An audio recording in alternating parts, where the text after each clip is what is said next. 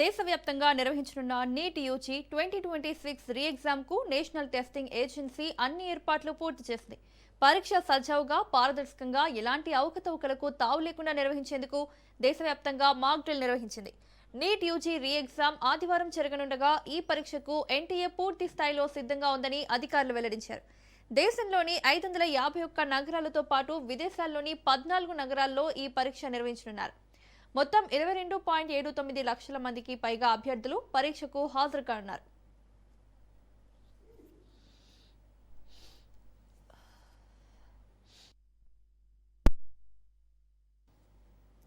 పరీక్ష నిర్వహణలో భాగంగా పరిశీలకులు, సమన్వయకర్తలు, పోలీస్ సిబ్బంది, పరిపాలనా అధికారులు కలిపి 2 లక్షలకు పైగా సిబ్బందిని నియమించారు.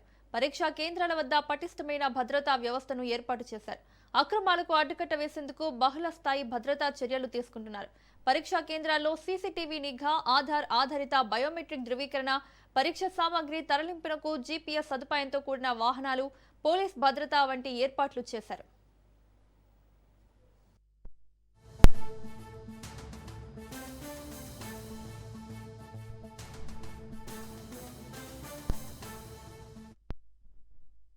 NEET UG re exam pen and paper విధానంలో మధ్యాహ్నం 2 గంటల నుంచి సాయంత్రం 5:15 వరకు నిర్వహించనున్నారు. విద్యార్థులకు ఎలాంటి ఇబ్బందులు లేకుండా పరీక్ష ప్రక్రియ కొనసాగించేందుకు ఎన్టీఏ అన్ని చర్యలు చేపట్టింది. ఇదిలా ఉండగా పరీక్షకు సంబంధించిన అక్రమ సమాచార వ్యాప్తిని అరికట్టేందుకు టెలిగ్రామ్ యాప్పై తాత్కాలిక ఆంక్షలు విధించాలన్న కేంద్ర ప్రభుత్వ నిర్ణయాన్ని ఢిల్లీ హైకోర్టు సమర్థించింది. పరీక్ష మోసాలకు సంబంధించిన అక్రమ కంటెంట్ వ్యాప్తిని అడ్డుకునేందుకు ఈ చర్యలు అవసరమని కోర్టు పేర్కొంది.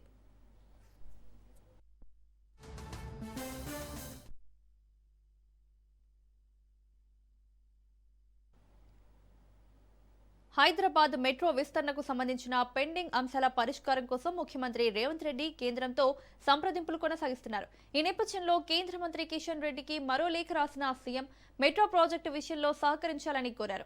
అలాగే కేంద్ర రైల్వే మంత్రితో భేటీ ఏర్పాటు చేయాలని విజ్ఞప్తి చేశారు. తాను ఈ నెల 22, 23 తేదీల్లో ఢిల్లీలో ఉంటానని, ఆ సమయంలో అపాయింట్మెంట్ ఇప్పించాలని లేఖలో పేర్కొన్నారు. మెట్రో ప్రాజెక్టుకు సంబంధించిన ఐఆర్ఎఫ్సి ఫినాన్సింగ్ సమస్యకు పరిష్కారం చూపాలని కోరారు.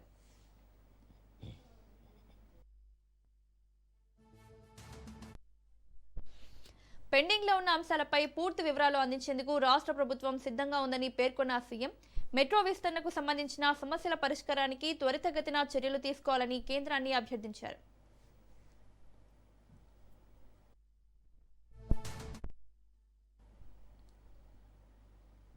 పాడి రైతులకు భరోసా కల్పించే దిశగా రాష్ట్ర ప్రభుత్వం కీలక నిర్ణయాలు తీసుకుంది. డిప్యూటీ సీఎం భట్టి విక్రమార్క పాడి పరిశ్రమ అభివృద్ధి, పాల సేకరణ, పంపిణీ వ్యవస్థపై ఉన్నత స్థాయి సమీక్ష నిర్వహించారు. ఈ సందర్భంగా విజయ డైరీకి ప్రభుత్వ అండను మరింత బలోపేతం చేయాలని నిర్ణయించారు. రాష్ట్ర వ్యాప్తంగా ప్రభుత్వ పాఠశాలలు, అంగన్వాడీలకు విజయ డైరీ ద్వారా పాలు సరఫరా చేసేలా చర్యలు తీసుకుంటున్నట్లు అధికారులు తెలిపారు. విద్యార్థుల పోషకాహారం మెరుగుపడుతుందని ప్రభుత్వం భావిస్తోంది. పాడి రైతులకు బకాయిలు లేకుండా సమయానికి చెల్లింపులు జరగాలని డిప్యూటీ సీఎం భట్టి విక్రమార్క అధికారులను ఆదేశించారు. సంక్షేమ శాఖల నుంచే నేరుగా బిల్లులు చెల్లించే విధానం అమలు చేయాలని సూచించారు. రాష్ట్రంలో పాల ఉత్పత్తి, పాలిచ్చే పశువుల సంఖ్యపై సమగ్ర నివేదిక ఇవ్వాలని కూడా ఆయన ఆదేశించారు.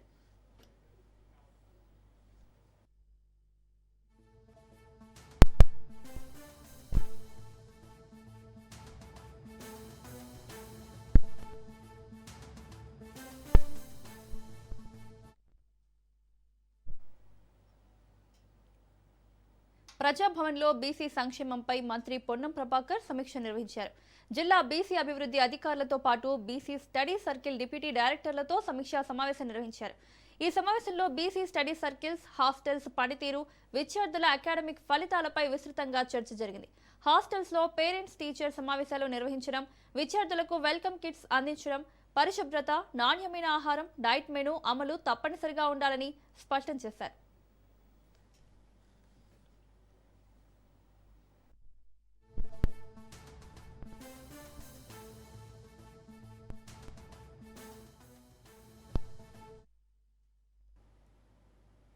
హైదరాబాద్లోని గాంధీ భవన్లో కాంగ్రెస్ పార్టీ ఆధ్వర్యంలో సత్యాగ్రహ దీక్ష నిర్వహించారు.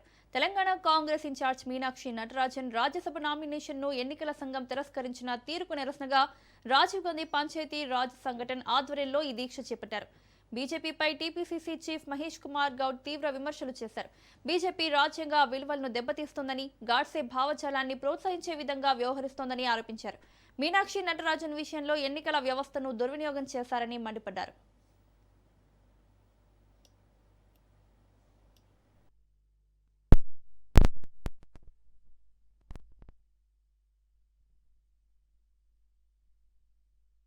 ఈ పదాన్ని బీజేపీ పార్టీ మర్చిపోయింది. గోడ్సే నామస్మరణం చేస్తా ఉంది. యావత్ ప్రపంచంలో భారతదేశం అంటే గాంధీ మహాత్ముడు గుర్తొస్తాడు, శాంతి గుర్తొస్తుంది, నిజ స్వరూపంగా ఉండే ప్రజాస్వామ్యం గుర్తొస్తుంది. కానీ దురదృష్టవశాత్తు ఇలా గోడ్సేని ఆరాధించే వ్యక్తులు పరిపాలకులు మారిండ్రు. ప్రజాస్వామ్యాన్ని మంట కల్పిస్తా ఉన్నారు, రాజ్యాంగానికి తూట్లు పొడుస్తా ఉన్నారు, సొంత ఎజెండాని రాజ్యాంగంలో తీసుకొచ్చి ఆ ఎజెండాని ఈ దేశమైన రుద్దుతా ఉన్నారు. ఇవాళ వాళ్ళు శ్రీరామచంద్రుని స్మరిస్తా ఉన్నారు. గాంధీ మహాత్ముడు 100 ఏళ్ల క్రితమే శ్రీరామచంద్రుని స్మరిస్తూ రఘుపతి రాఘవ రాజారాం అనే పాట పాడినాడు. అధికారంలో శాశ్వతంగా ఉండాలని ఒక చెడ్డ తపనతో ఎంత దూరమైన వెళ్లే స్థితికి బీజేపీ నాయకులు వచ్చినారు. వారు చెప్పిందే రాజ్యాంగం, వారు నడిచిన మార్గమే ప్రజాస్వామ్యం విధంగా వ్యవహరిస్తూ ఇలా రాజ్యాంగానికి తూట్లు పడుతూ ఉన్నారు. ఈ దేశంలో వారు తప్ప మరే ఇతర రాజకీయ పార్టీ ఉండకూడదని ఒక చెడ్డ తలంపుతో ఇలా రాజకీయాలు నెరవేరుస్తూ ఉన్నారు. మమతా బెనర్జీ పార్టీని చీల్చినారు, శివసేన పార్టీని చీల్చినారు. ఈ దేశంలో ఉన్నటువంటి పలు ప్రాంతీయ రాజకీయ పార్టీల్ని చీల్చి చెండాడుతూ ఉన్నారు. రేవంత్ రెడ్డి సర్కార్పై తెలంగాణ బీజేపీ చీఫ్ రామచంద్రరావు విరుచుకుపడ్డారు. సింగరేణిలో భారీ కుంభకోణం జరిగిందని ఆరోపించారు. బొగ్గు కుంభకోణం బయటపడకుండా రేవంత్ ప్రయత్నిస్తున్నారని ధ్వజమెత్తారు. కోల్ స్కామ్ బయటకొస్తుందని కిషన్ రెడ్డిని రేవంత్ టార్గెట్ చేశారన్నారు.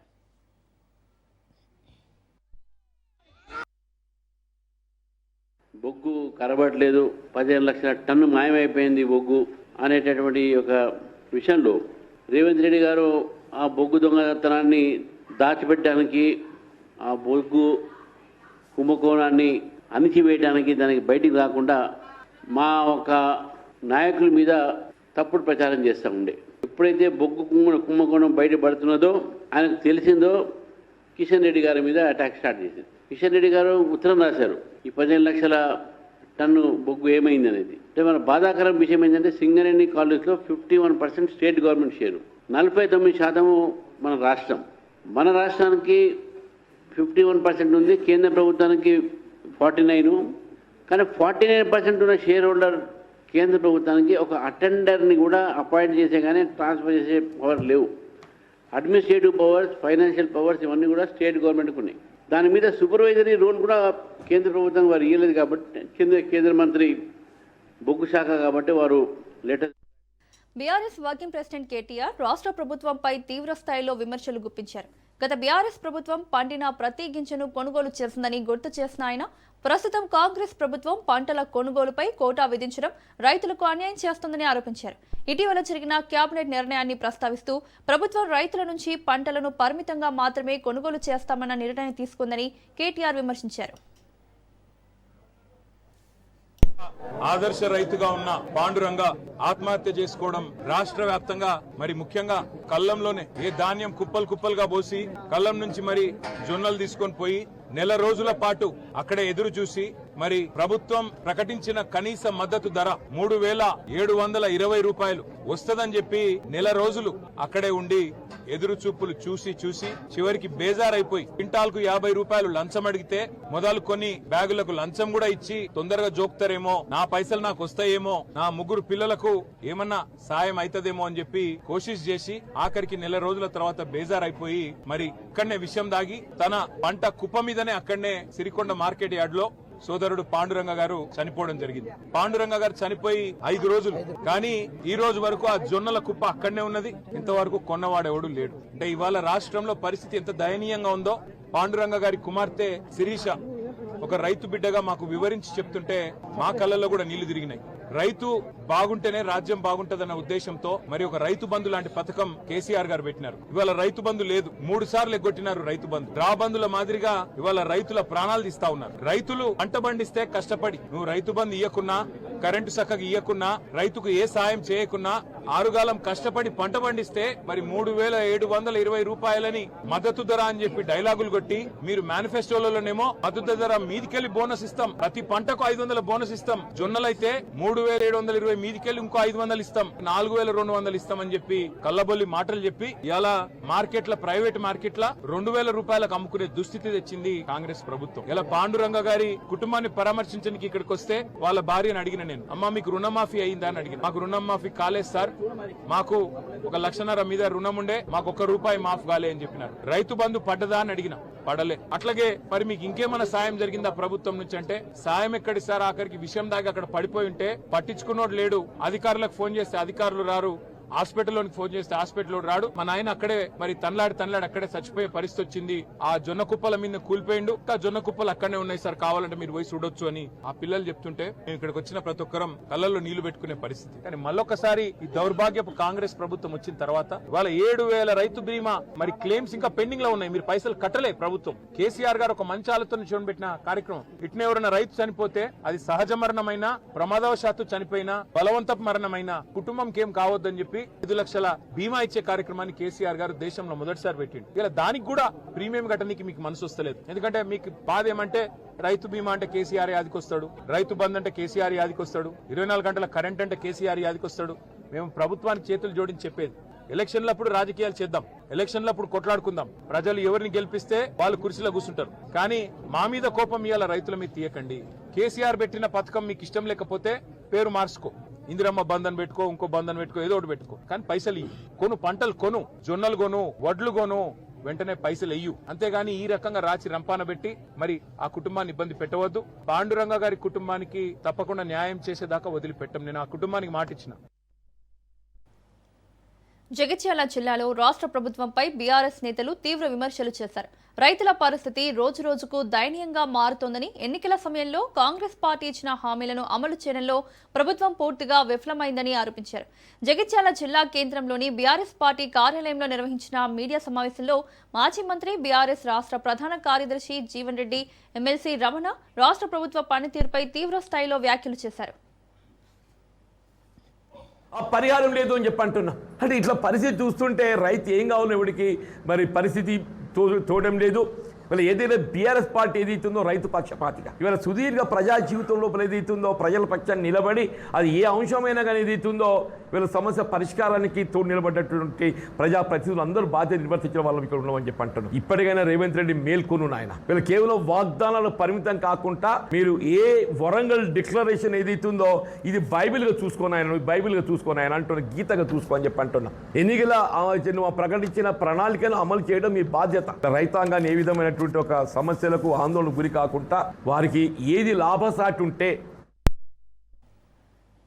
రాష్ట్ర ప్రభుత్వంపై మాజీ మంత్రి నిరంజన్ రెడ్డి తీవ్ర విమర్శలు చేశారు. రైతు డిక్లరేషన్ను రాహుల్ గాంధీ జన్మదిన సందర్భంగా ఉరివేశారని విమర్శించారు. ప్రభుత్వం రైతుల పట్ల మోసం, దగా తప్ప ఏమీ చేయలేదని ఆరోపించారు. వడ్ల కొనుగోలు విషయంలో ప్రభుత్వం పూర్తిగా విఫలమైందని, గతంలో భారీ స్థాయిలో ధాన్యం కొనుగోలు జరిగిందని ఆయన గుర్తు చేశారు. లేదు 90 లక్షలు కొంటామన్నారు, మళ్ళీ 20% తగ్గిస్తామన్నారు, 70 లక్షలు కొంటామన్నారు, చివరికి లెక్క తీస్తే 50 లక్షల పైచీలు కూడా కొనలేదు. దానికోసం రైతాంగం దాదాపు 2 నెలల పాటు ఎండకి వానకి అదేవిధంగా ధాన్యం తడిచి మంచినీళ్ళు లేక కొనుగోలు కేంద్రాల వద్ద ఏ వసతులు లేక పడిగాపులు కాయడం, కాంటా వేయడానికి నెల రోజులు, వేసిన కాంటా వేసిన తర్వాత ధాన్యం మళ్ళీ తరలించడానికి మళ్ళీ 15 రోజులు, 20 రోజులు, నెల రోజులు దిక్కులేనటువంటి పరిస్థితి. జయశంకర్ భూపాలపల్లి జిల్లాలోని సింగరేణి KTK 5 ఇంక్లైన్ గని వద్ద ఉద్రిక్తత నెలకొంది. బాయిబాట కార్యక్రమంలో పాల్గొనేందుకు వచ్చిన కవితను సింగరేణి యాజమాన్యం గేటు వద్ద అడ్డుకుంది. గనిలోకి ప్రవేశానికి అనుమతి లేదని అధికారులు చెప్పడంతో కొంతసేపు వాగ్వాదం చోటు చేసుకుంది. అనంతరం తోపులాట మధ్య కవిత గని లోపలికి ప్రవేశించారు. ఈ సందర్భంగా గనిలో పనిచేస్తున్న కార్మికులను కలిసి వారి సమస్యలు, పని పరిస్థితులు, భద్రతా అంశాలపై ఆరా తీశారు.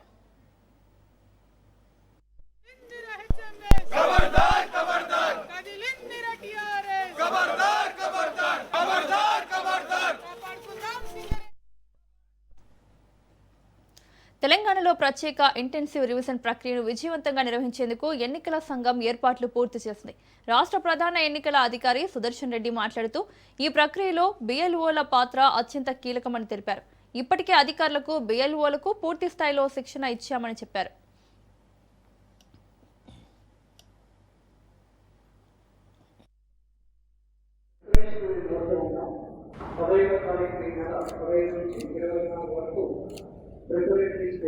preparatory stage forms, enumeration forms ప్రచురించడం, తర్వాత స్టాఫ్ డిఎల్ఓస్ అందరూ వారి యొక్క పనిలో ఉన్నారా లేదా అని ముందు తెలుసుకోవడం, వారికి ట్రైనింగ్ క్లాసులు పూర్తి స్థాయిలో. సికింద్రాబాద్ పరేడ్ గ్రౌండ్స్ లో యోగా వేడుకలు జరిగాయి. Yoga for anti ageing theme తో కార్యక్రమం నిర్వహించారు. అంతర్జాతీయ యోగా దినోత్సవానికి 24 గంటల కౌంట్ డౌన్ కార్యక్రమాన్ని ప్రారంభించారు. కార్యక్రమంలో టీబీజేపీ చీఫ్ రామచంద్రరావు, కేంద్ర మంత్రి కిషన్ రెడ్డి పాల్గొన్నారు.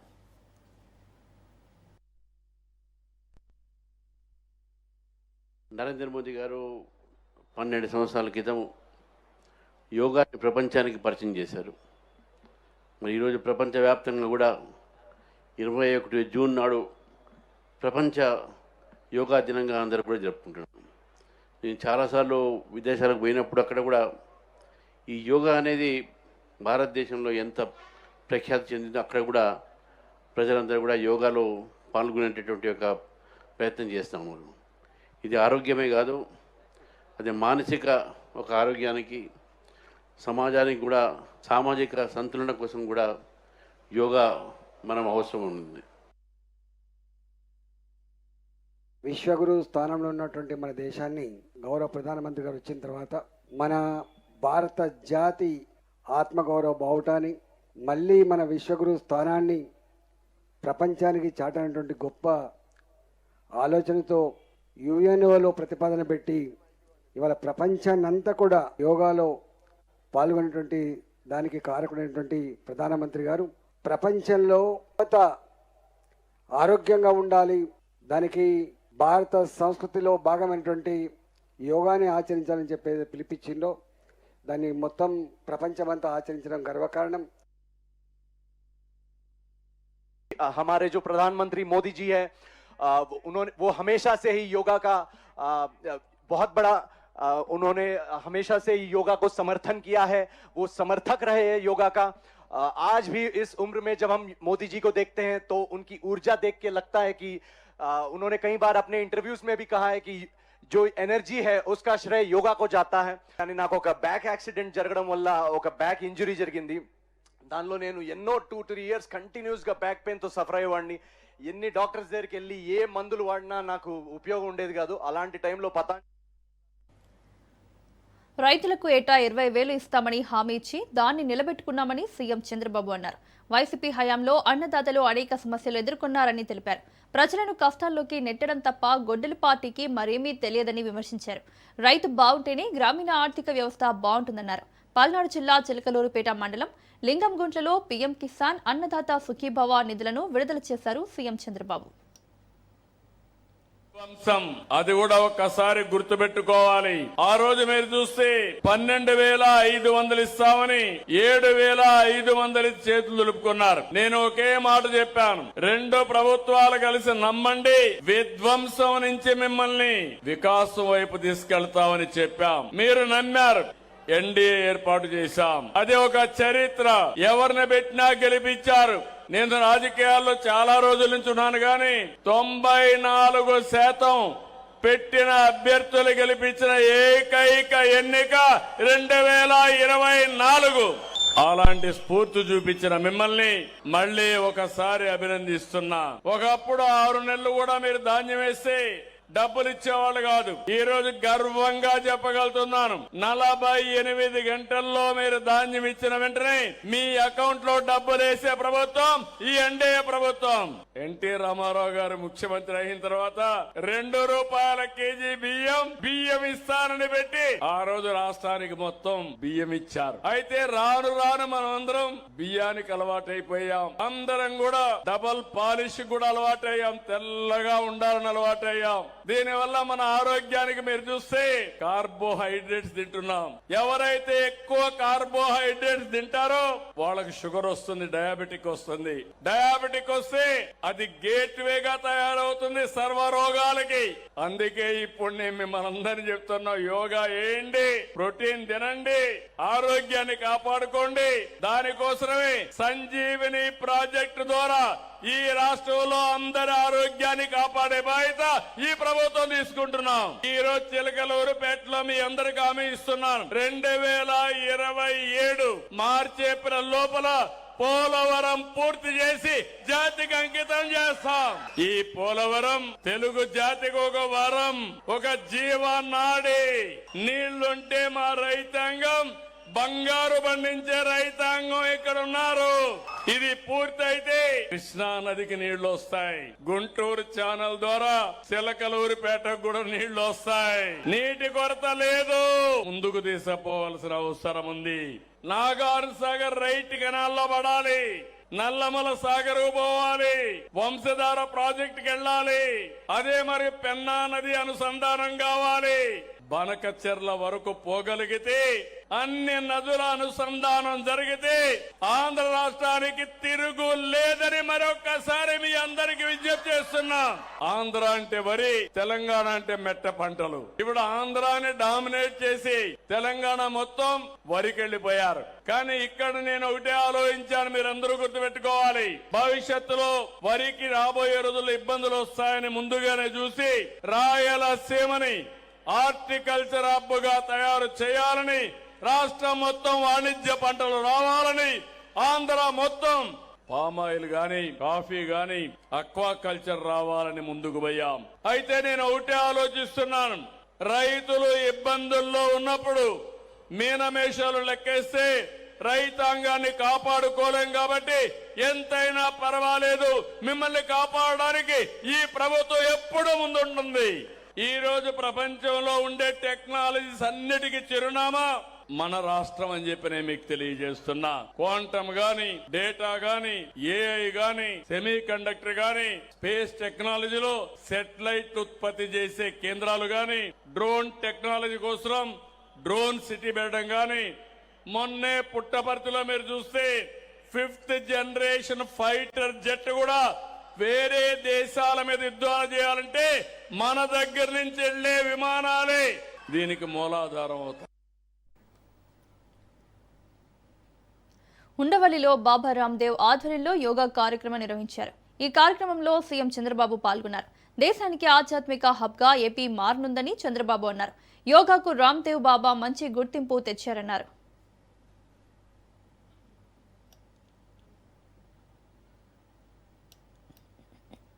Experience for me.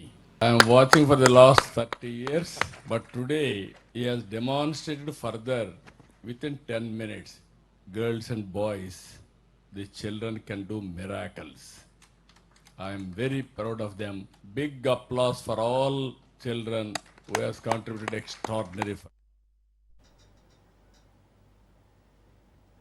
ఆంధ్రప్రదేశ్లో పోలీస్ వ్యవస్థపై తీవ్ర ఆరోపణలు చేస్తూ వైసీపీ అధినేత వైఎస్ జగన్ ఎక్స్ వేదికగా చేసిన పోస్ట్ రాజకీయంగా చర్చనీయాంశంగా మారింది. హలో ఇండియా అంటూ ప్రారంభమైన ఈ పోస్టులో జగన్ రాష్ట్రంలో పోలీసుల తీరుపై తీవ్ర అభ్యంతరాలు వ్యక్తం చేశారు. పోలీసులు చట్టాన్ని చేతుల్లోకి తీసుకుంటున్నారనే భావన ప్రజల్లో ఉందని ఆయన పేర్కొన్నారు.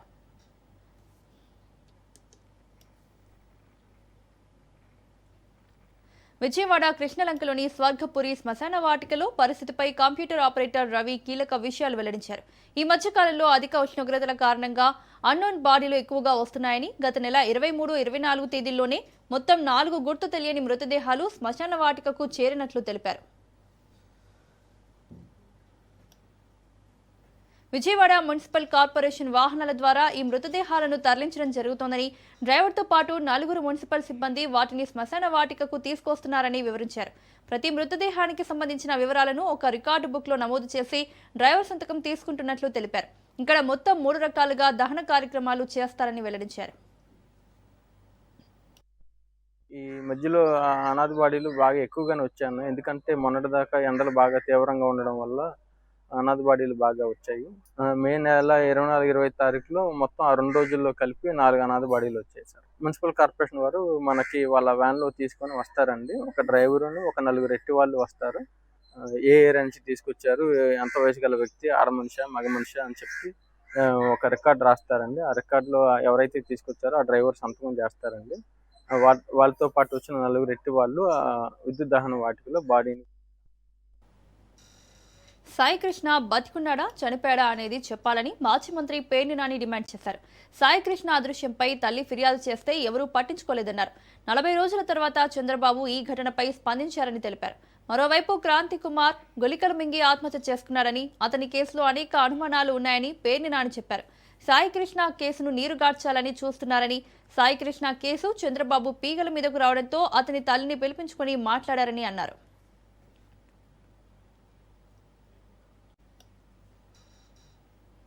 విశాఖలో బీచ్ షాక్స్ ఏర్పాటుపై రాజకీయ వేడి రాజుకుంది.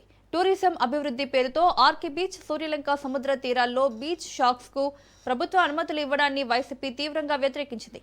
బీచ్ షాక్స్ పేరుతో బార్ల ఏర్పాటుకు అనుమతులు ఇస్తే శాంతి భద్రతలకు ముప్పు తప్పదని హెచ్చరించారు. తిరుపతిలో వైసీపీ భారీ నిరసన ర్యాలీ చేపట్టింది. మానవ హక్కుల పరిరక్షణ అనే నినాదంతో ర్యాలీ చేపట్టారు. విజయవాడకు చెందిన గాది సాయికృష్ణ అదృశ్యంపై వాస్తవాలు తేల్చాలంటూ డిమాండ్ చేశారు. మృతుని తల్లి విజయలక్ష్మి న్యాయం కోసం చేస్తున్న పోరాటానికి సంఘీభావంగా ప్రభుత్వానికి వ్యతిరేకంగా వైసీపీ తిరుపతిలో భారీ నిరసన ర్యాలీ చేపట్టింది. సాయికృష్ణ కాస్టడీ మరణంపై సమగ్ర విచారణ జరగాలన్నారు భూమన కరుణాకర్ రెడ్డి. కూటమి ప్రభుత్వం రెడ్ బుక్ రాజ్యాంగం అమలు చేస్తుందన్నారు. తెలంగాణ ప్రభుత్వం ఎస్బీఐ తీరుపై కేంద్రానికి ఫిర్యాదు చేయాలని యోచిస్తోంది. ఈ విషయాన్ని ఆర్బీఐ, కేంద్ర ఆర్థిక శాఖతో పాటు ప్రధానమంత్రి దృష్టికి కూడా తీసుకెళ్లే అవకాశం ఉన్నట్లు సమాచారం. సుమారు 600 కోట్ల విలువైన భూమిని కేవలం 13.5 కోట్లకే కేటాయించాలని ప్రభుత్వం వైపు నుంచి ఆరోపణలు వినిపిస్తున్నాయి. కేటాయింపు తర్వాత ఎస్బీఐ వైఖరిలో మార్పు వచ్చిందని, ముందుగా అంగీకరించిన ప్రత్యామ్నాయ స్థలంపై కూడా వెనక్కి తగ్గిందని పేర్కొంటున్నారు. ఈ పరిణామాల వెనుక రాజకీయ ఒత్తిళ్లు లేదా ఇతర కుట్ర కోణాలు ఉన్నాయా అన్న అనుమానాలను ప్రభుత్వం పరిశీలిస్తున్నట్లు సమాచారం. Lands and survey deputy director Narahari lockers ను ఏసీబీ అధికారులు ఓపెన్ చేశారు. నరహరి బ్యాంక్ లాకర్లో 1.5 కోటి నగదును గుర్తించారు. శాలిబండ, కెనరా బ్యాంక్ లాకర్ తెరిచిన ఏసీబీ అధికారులు మరో 2 లాకర్లను కూడా తెరుస్తామంటున్నారు. ఇప్పటికే నరహరి ఇంట్లో 1,54,00,000 రూపాయల నగదును ఏసీబీ అధికారులు స్వాధీనం చేసుకున్నారు. నరహరి బ్యాంక్ అకౌంట్లో 5 కోట్ల నగదును ఫ్రీజ్ చేశారు. బండి భగీరథ్కు బెయిల్ వచ్చింది. పోక్సో కేసులో బండి భగీరథ్కు బెయిల్ లభించింది. పోక్సో కేసులో అరెస్ట్ అయిన భగీరథ్ నెల రోజులుగా జైల్లో ఉన్నారు. ఇంజనీరింగ్ పరీక్షల కోసం మధ్యంతర బెయిల్ మంజూరు చేయాలని భగీరథ్ తరపు న్యాయవాదులు కోరారు. పరీక్షల నేపథ్యంలో వారం రోజుల పాటు బెయిల్ మంజూరు చేసింది కోర్టు. బెయిల్ మంజూరు కావడంతో చర్లపల్లి జైల్లో నుంచి భగీరథ్ విడుదలయ్యారు. మధ్యప్రాచ్యంలో ఉద్రిక్తతలు మరింత తీవ్ర రూపం దాల్చుతున్నాయి. హార్ముజ్ జలసంధిపై ఇరాన్ కీలక ప్రకటన చేసింది. హార్ముజ్ జలసంధిని తాము మూసివేశామని ఇరాన్ అధికారికంగా ప్రకటించింది. ఈ నిర్ణయం అంతర్జాతీయంగా తీవ్ర చర్చకు దారితీసింది. అదేవిధంగా లెబనాన్లో కుదిరిన కాల్పుల విరమణ ఒప్పందాన్ని ఇజ్రాయెల్ ఉల్లంఘించిందని ఇరాన్ ఆరోపించింది. తాత్కాలిక ఒప్పందంలోని నిబంధనలను అమలు చేయడంలో అమెరికా విఫలమైందని కూడా ఇరాన్ పేర్కొంది. ఈ పరిణామాల నేపథ్యంలో ప్రాంతీయ భద్రతా పరిస్థితులు మరింత ఉద్రిక్తంగా మారే అవకాశం ఉందంటున్నారు. KV Bulletin updates. Keep watching Raj News.